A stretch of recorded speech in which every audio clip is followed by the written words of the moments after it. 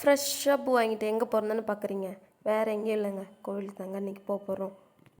பெருமாள் கோவிலுக்கு தாங்க போகிறோம். பெருமாள் கோவில் ரொம்பவும் மிகவும் சிறப்பானது.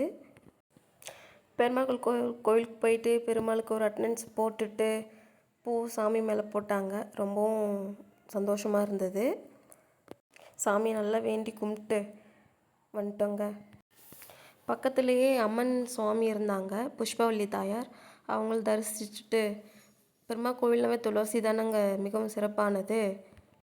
துளசி எடுத்து 2 வாயில் மென்று சாப்பிட்டா கோல்டுக்கு நல்லது, நல்லாவும் இருக்குங்க. அதுக்கப்புறம் அம்மன் கிட்ட வந்து குங்குமம் மஞ்சள் வச்சாங்க. சாமி பிரசாதம் எடுத்துக்கிட்டு கோவில் ஃபுல்லாக லைட் செட்டிங்காக இருந்தது.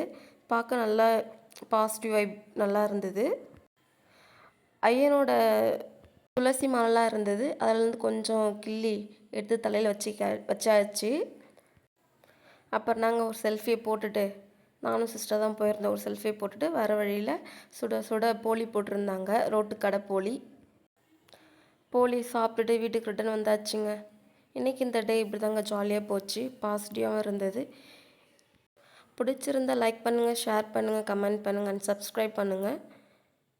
Okay, bye, Tata, see you tomorrow.